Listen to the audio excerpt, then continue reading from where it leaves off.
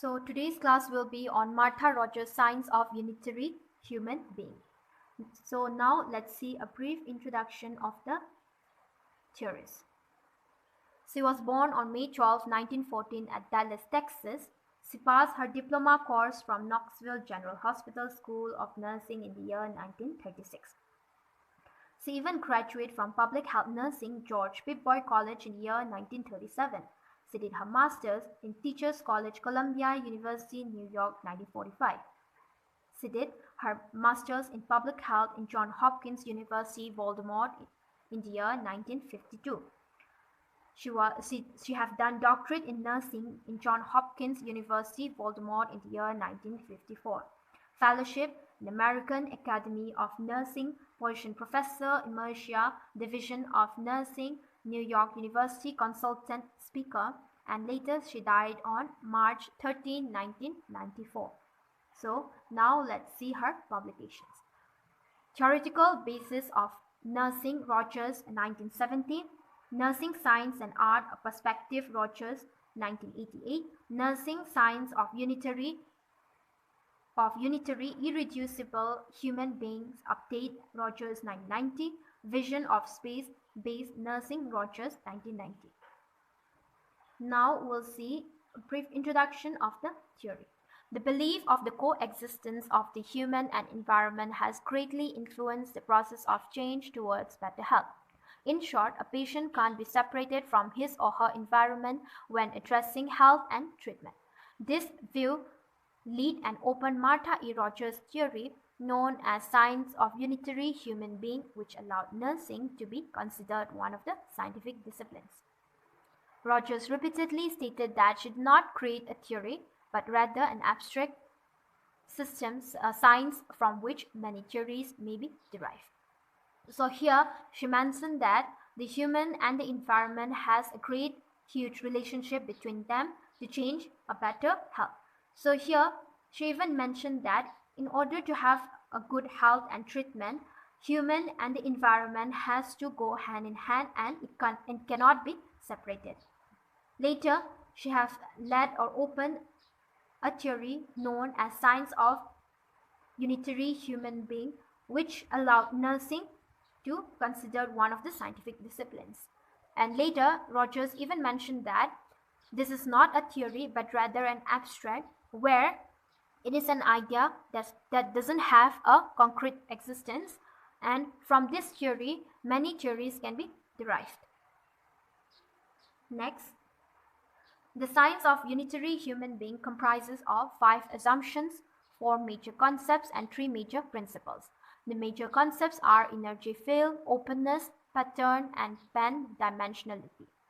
Major principles include resonancy, helicity, and integrity. It is also known as homeodynamic principles. So now let's see the assumptions.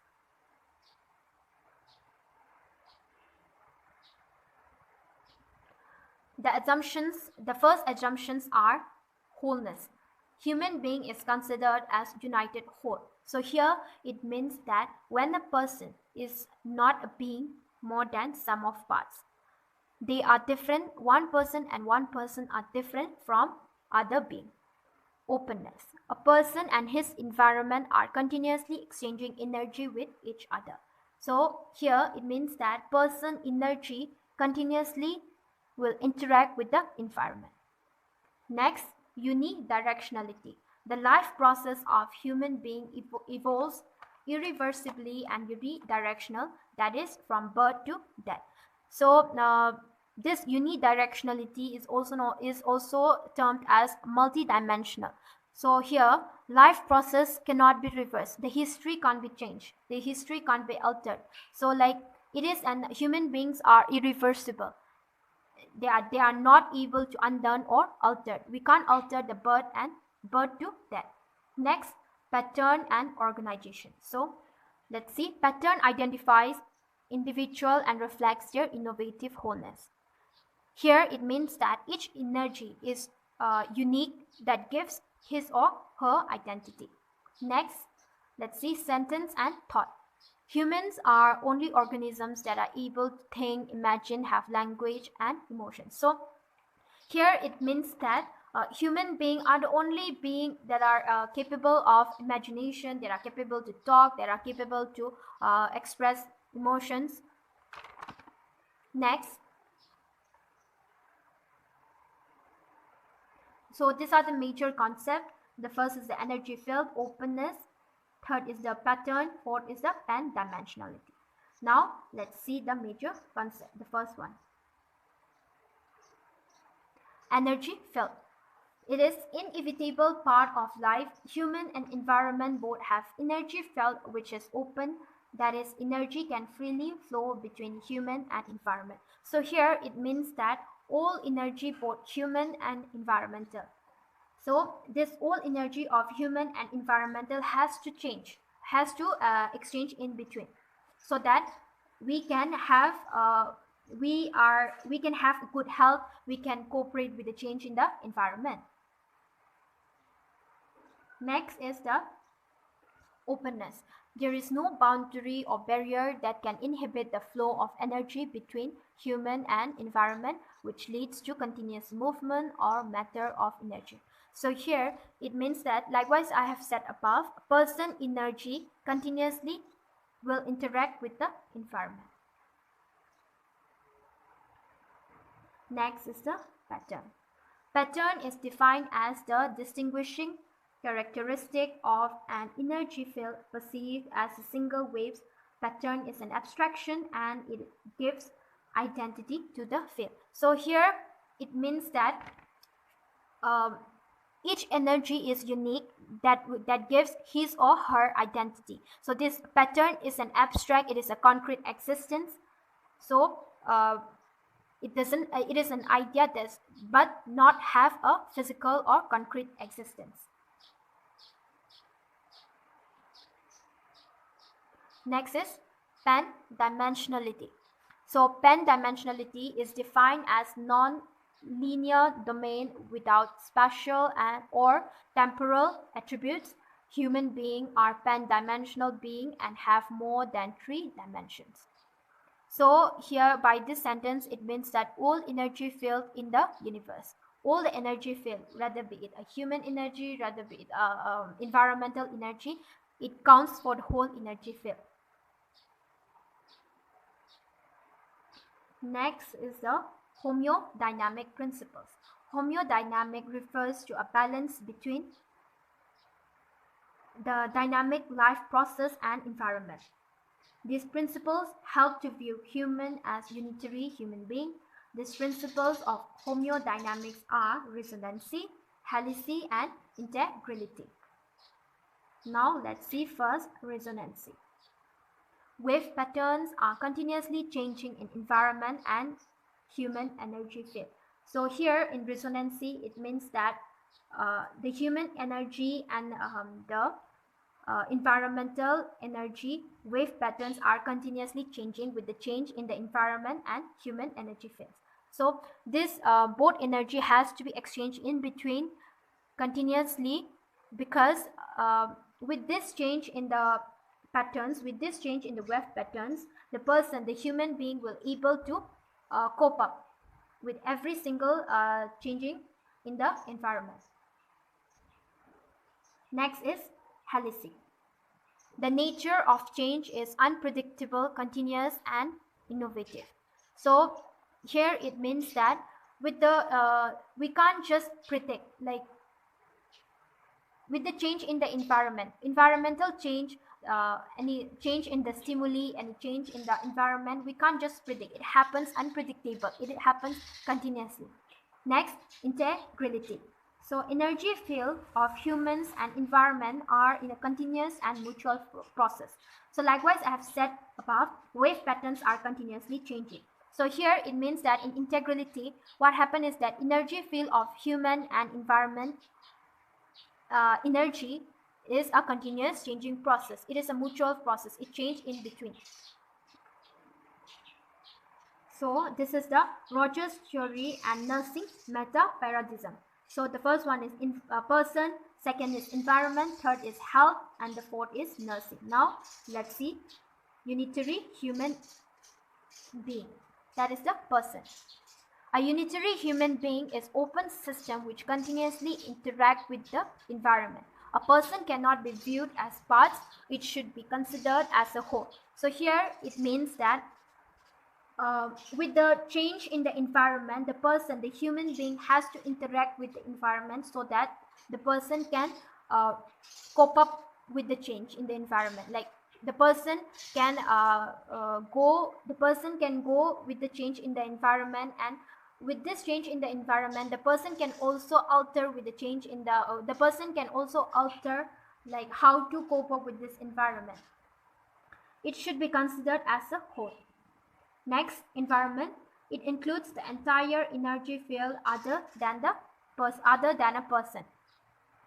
These energy fields are irreducible, not limited by space and time, identified by its pattern and organization. So this environment means all the surroundings except the human being, the unitary human being except the person. So these energy fields are irreducible. It is not limited by space, time. It identified by its pattern and organization. Like it can be identified by any change in the surrounding, and it is not irreducible.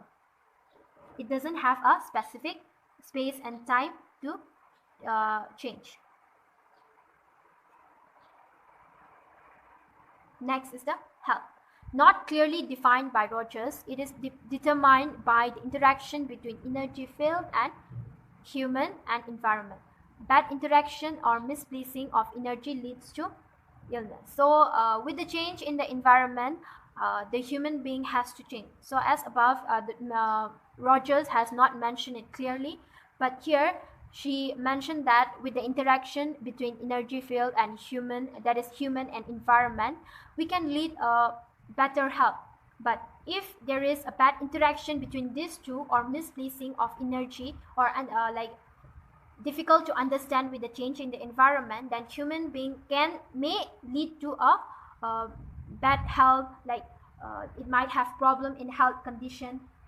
Next is the nursing. Nursing exists to serve people. Nursing is both science and art. It is the direct and overriding responsibility of the society.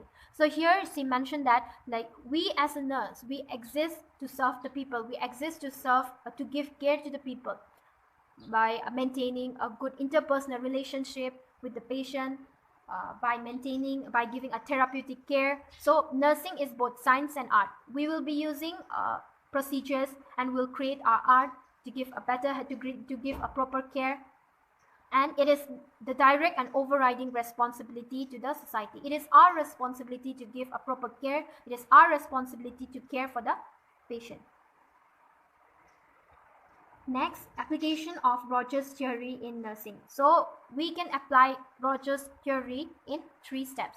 First is the clinical practice, that is in clinics, in hospital. Next is nursing education. Next is the research. Let's see in clinical practice. So nursing action is always focused on unitary human being and change the energy field between human and environment. Nursing action include all non-invasive action such as guided imaginary, human therapeutic touch, music, etc., which are used to increase the potential of human field. The nurse importance should be on the management of pain, supportive therapy, and rehabilitation. So we can use her theory, Miss Rogers' theory, as in clinical practice. How? By giving invasive care, invasive actions such as like by guiding, by giving care, by giving therapeutic touch, by giving proper care, and music. So by this, not only this, we can even give supportive therapy and rehabilitation, management of pain. So these are all the practices that we can do from her theory. We can abstract from her theory. Next is the nursing education. Emphasis should be given on understanding of the patient and self, energy field, and environment. Likewise, in above, she have mentioned in her theory, she have mentioned pattern, pan dimension, multi-dimensional, and even energy field, wholeness, pattern, and organization, openness. So by using all these concepts, by using all these principles, we can teach the nursing students the how to understand a human being, how to understand the environment, how the exchange in the energy field goes. So by this we can give a proper nursing education. By using her theory, we can give a proper understanding to the nursing students, to the patient, and even to ourselves. Next is the nursing research. Rogerian theory has been used in many research work and has always found testable and applicable in research. So here, it means we can use her theory as a nursing research. How we can use her principles, we can use her concepts for doing a nursing research. Her strengths of the theory. Rogers' concept provide a world view from which nurses may derive theories and hypotheses and purpose relationship scientific to different situations.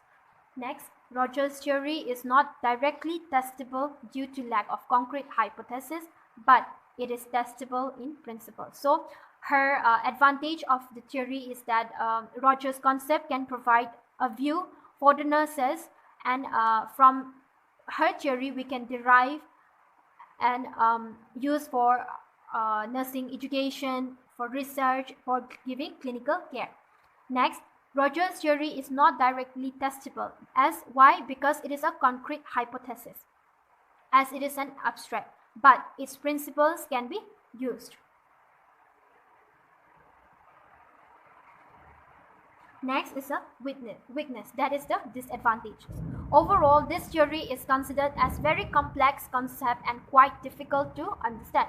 So Rogers' model does not define particular hypotheses or theories for it, an abstract, unified, and highly derived framework. So it is this Rogers theory, as it is an abstract, it is very difficult. It is very not particular for hypotheses and theories, as it is an abstract.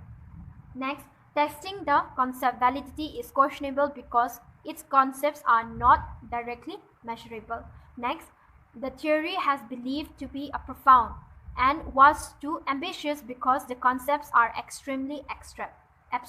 As her theory is an abstract, we cannot use its concepts, and plus it is a complex concept. It is very difficult. It is not directly measurable. It is a questionable. Next, Rogers claimed that nursing exists to serve people. However, nurses' roles were not clearly defined.